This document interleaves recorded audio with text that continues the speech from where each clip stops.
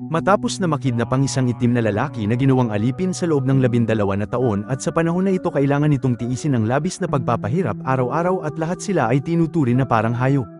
Ngayon ay balikan natin ang kwento ng pelikulang 12 Years a Slave mula sa taon ng 2013. Si Solomon ay isang violinist ngunit bagamat hindi ito mayaman mayroon itong masayang pamilya at sa araw na yun dumating ang dalawang lalaki upang imbitahan siya na magtanghal para sa kanyang sirko at sinabi na maaari silang magbigay ng isang magandang palabas at kailangan nila ng isang tao na mahusay sa pagtugtog. Dinala siya ng dalawang lalaki sa isang hapunan at nagkaroon sila ng magandang gabi at nagsalo sa maraming pagkain at inumin. Labis ang nainom ni Solomon kung saan kailangan siyang dalhin ng dalawang lalaki sa kama at hinayaan na matulog. At sa sumunod na umaga nagising si Solomon sa isang basement at sinubukan nitong intindihin kung ano ang nangyayari ngunit ang kanyang mga tanong ay mabilis na sagot at nakita nito ang dalawang lalaki na agresibo. Nagtanong si Solomon kung ano ang nangyayari at nalaman nito na siya ay ibinenta ng mga lalaki bilang isang alipin at dadalhin ito sa palengke upang gawing kalakal. Sinabi ni Solomon sa lalaki na siya ay malayang tao ngunit kinutya siya ng lalaki at sinabi na ipakita nito ang papeles na nagpapatunay na isa siyang malaya. Sinubukan ni Solomon na gumalaw ngunit hindi niya ito magawa dahil ang kanyang mga kamay ay nakakadena habang nagpa siya ang lalaki na parusahan si Solomon at pinaluhod niya ito sa lupa at sinimulan siyang bugbugin ito gamit ang isang paddle. Tumingin si Solomon sa paligid ng selda at napagtanto na wala siyang mapuputahan at sa lalong madaling panahon siya ay dinala sa isang basement kasama ang iba pang alipin na naghihintay na mabenta. Sinabi ni Solomon na siya ay isang malayang tao at hiniling nito ang kanilang tulong at isa sa mga alipin ay tila naniniwala na hindi na ito mahalaga dahil siya ay dinala sa lugar dahil siya ay isa ng alipin. Sinabi rin ng mga ito sa kanya na panatilihing sarado ang kanyang bibig at huwag sabihin sa iba na siya ay may pinag-aralan o marunong magbasa. Ayaw ng mga puti ang mga itim na nakapag-aral at ang isang may pinag-aralan na alipin ay pinapatay nila. Ang isa sa mga alipin ay sinubukan na mag-react sa nangyayari sa kanila ngunit siya ay sinaksak ng isang puting lalaki at ang mga kasama nito ay napilitan na itapon ang kanyang katawan sa sumunod na araw.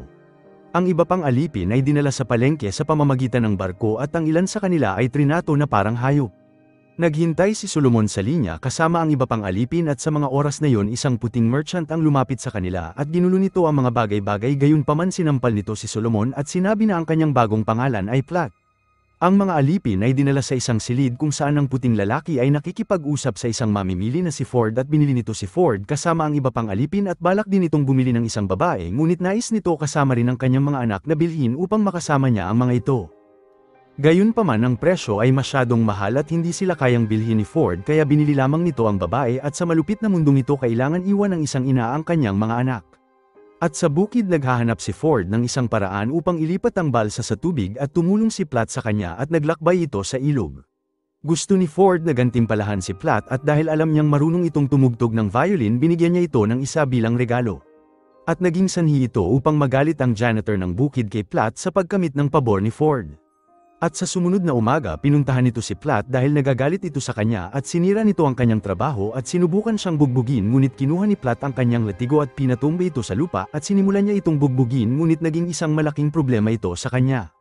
At nang maglaon bumalik ang janitor kasama ang iba pa at itinali nila si Plat at ibinitin ito sa isang puno at balak nila itong patayin ngunit nailigtas lamang si Plat nang lumitaw ang headmaster ng bukid at sinabi nito sa lahat na pakawalan si Plat at ang mga alipin ay pag-aari ni Ford at siya lamang ang magpapasya kung ano ang gagawin sa kanya at kung papatayin nila ito masasayang ang pera ni Ford.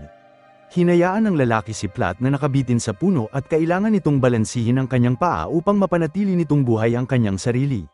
Ang iba pa ay pinapanood siyang nahihirapan ngunit wala silang magawa upang tulungan ito at ang iba pang bata ay naglalaro sa bukid sa likod niya na tila parang walang nangyayari at ibig sabihin ay natural na ito para sa kanila at ang mga alipin ay kailangan na dapat palaging sumunod sa utos ng kanilang master. At nang bumalik si Ford sa bahay nakita nito si Plat na nakabitin at tinulungan niya ito gayunpaman hindi ito dahil sa nagmamalasakit siya. At sa sumunod na araw si Plat ay ibinenta kasama ang iba pang alipin sa isang malupit na tao at ang lalaking ito ay hindi masyadong matinuang pag-iisip at sa oras na dumating ang mga alipin sa bagong bukid na ito kailangan nilang magtrabaho ng matagal sa ilalim ng araw upang mangolekta ng bulak. At sa araw na yon ang kanilang bagong master na si Epps ay tinipon sila upang bigyan sila ng talumpati at nais nitong matiyak sa lahat na siya ang master. At sa gabi dinala nito ang mga alipin sa kanyang bahay para sa isang pagdiriwang at alam nitong si Plat ay marunong tumugtog ng violin at tumugtog ito para sa kanila habang sumasayaw ang mga alipin.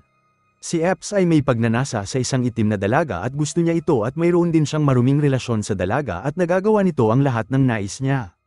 At dahil isa itong alipin wala siyang magawa ngunit gayunpaman napansin ito ng asawa ni Epps at sa gabing yun naghagis ito ng isang bagay sa mukha ng itim na dalaga at mula sa araw na yun ang dalaga ay naging kanyang mortal na kaaway. At sa sumunod na araw gusto ni Mrs. Epps na pumunta si Platt sa iba pang bukid upang kumuha ng mga bagay para sa kanya. At habang nasa kagubatan nakita ni Platt ang ilang puting lalaki na sinasaktan ng dalawang itim na lalaki. Pinahinto ito ng isa sa mga lalaki at nagtanong kung saan ito pupunta at naghihinala ang mga ito na siya ay tumatakas sa kanyang master at mas malala pa pilit naniniwala ang mga ito na siya ay tumatakas dahil nais talaga ng mga ito na saktan siya. Isa ito sa mga pinakamadilim na panahon ng bansang Estados Unidos at ang isa sa mga pinakamalupit na pagpapakita ng kamalian ng sangkatauhan gayunpaman nagawa ni Platt na kumbinsihin sila na pag-aari siya ni Epps kaya hinayaan siya ng lalaki na makaalis at habang paalis si Platt ang mga itim na lalaki ay banitin mula sa kanyang likuran.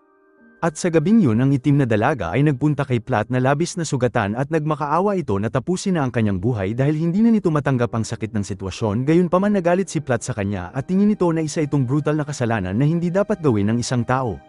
At sa sumunod na araw nais ni Epps na ipahiram ang mga alipin nito sa hukom ng nayon dahil kailangan nito ng ilang tulong upang matapos ang kanyang mga trabaho. At nang magkaroon sila ng pagkakataon na magpahinga at kumain hinawakan ni Platt ang juice na lumabas sa mga berry at iniisip nito kung ito ang uri ng material na magagamit niya upang sumulat. Ang mga alipin ay dapat gawin ang mga dapat gawin at sa pagtatapos ng buwan nagsimula silang bumalik at hinintay sila ni Epps at tiniyak ulit nito sa kanila na siya ang master at boss. At sa sumunod na araw nagtrabaho si Platt sa bukid at sa araw na ito nakilala nito ang isang puting lalaki na nagtatrabaho kasama ang mga alipin.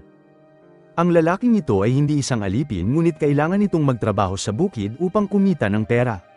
At nang maglaon pinakilala ng lalaki ang kanyang sarili na si Armsby at tinulungan ito si Platt na gamutin ang mga sugat sa kanyang likuran dahil binugbog ito ni Epps gamit ang latigo dahil konti lang ang nakuha nitong bulak kaysa sa karaniwan. Sinabi ng puting lalaki ang kanyang sariling kwento at dati itong janitor sa isang bukid ngunit ang pananakit sa mga itim ay hindi ang kanyang bagay at ang pananakit sa mga alipin ay higit sa kanyang pagkatao at hindi nito kaya maging masama sa iba ng walang kabuluhan at madalas itong maglasing dahil dito ngunit mas nagpapababa lamang ito sa pagkatao niya. At sa gabi ang lahat ay nakatulog at pumunta si Platt kay Armsby at sinabi nito sa lalaki na kumita ito ng ilang pera at humiling ito ng pabor sa kanya at gusto ni Platt na bayaran ng lalaki kung tutulungan siya nitong magpadala ng sulat sa New York kung saan matatagpuan ang kanyang pamilya. Si Armsby ay isang malayang lalaki at walang magtatanong ng kahit ano sa kanya at handa itong tumulong kay Platt ngunit nabigo ito sa kanyang misyon at bumalik ito ng lasing at ngayon ay kailangan sunugin ni Platt ang sulat upang walang makakita nito. At sa sumunod na araw si Platt ay napilitan na lumahok sa isang eksena ng paghihirap dahil nagalit si Epps sa dalaga dahil naniniwala ito na sinusubukan nitong tumakas. Gayunpaman pinaliwanag ng babae na napumunta lamang ito sa isang malapit na bahay upang makakuha ng sabon. Si Mrs. Epps ay labis na nagseselo sa dalaga at hindi man lang ito pinahintulutan na maligo at ang lalaking si Epps ay isang baliw at hindi ito naniniwala sa dalaga. Itinali nito ang dalaga sa isang puno at pinilit nito si Platt na hampasin siya ngunit hindi niya ito matamaan ng malakas. Tinutok ni Epps ang isang baril sa mukha ni Platt at sinabi na hampasin nito ng malakas ang dalaga kung nais nito na manatiling buhay. Sinubukan ni Platt na saktan nito ngunit kinuha ni Epps ang latigo sa kanyang kamay at sinimulang nitong saktan ang dalaga hanggang sa mawalan nito ng malay sa lupa. At nang maglaon sinubukan ng iba pang alipin na alagaan ang dalaga na hindi mapigilan ang kanyang pag-iyak dahil sa sakit na nararamdaman nito habang hindi na ito makayanan ni Platt at nawala na ito ng gana sa lahat kasama na ang kanyang violin at sinira niya ito sa piraso. At sa sumunod na araw nakilala nito ang isang lalaki na isang carpentero na dumating upang pangasiwaan ang pagtatayo ng kamalig. Narinig ni Platt ang hindi pagsang-ayon ng lalaki sa isyu ng pang-aalipin at nang maiwan silang dalawa sinabi ng lalaki sa kanya na siya ay laban sa pang-aalipin at hindi nito maintindihan kung bakit ito nagagawa ng mga tao sa isa't isa. Binigay ni Platt ang pagkakataon sa lalaki na patunayan ang kanyang sarili at kung nais nitong tumulong maaari nitong ihatid ang sulat sa New York at tulungan na makuha ang papeles upang mapatunayan nitong isa siyang malayang tao. At lumalabas ginawa ng lalaki ang kanyang pinanggako at lumipas ang ilang araw ang lalaking si Parker ay naglakbay mula sa New York at bumisita sa bukid ni Epps kasama ang isang sheriff. At matapos na patunayang si Platt ay isang malayang tao na ang pangalan ay Solomon Northup dinala siya ni Parker palayo sa lugar. Nagkaroon si Epps ng problema na paalisin nito at nagbanta na dadalhin sila nito sa korte ngunit sinabi ni Parker na mawawala ang lahat ng kanyang pera. At bago umalis niyakap ni Solomon ang dalaga ngunit sa kasamaang palad wala itong magawa upang tulungan ito na makaalis. At sa wakas nakabalik si Solomon sa kanilang nayon at muli nitong nakasama ang kanyang pamilya pagkatapos ng 12 mahabang nakakakilabot na taon. At isa sa kanyang anak na babae ay nagkaroon ng sanggol at ngayon na nakabalik na siya maaari na silang mamuhay lahat ng mapayapa. Salamat sa panunood. Kung nagustuhan mo ito huwag kakalimutan mag-like at subscribe para sa mga susunod pa nating movie recap.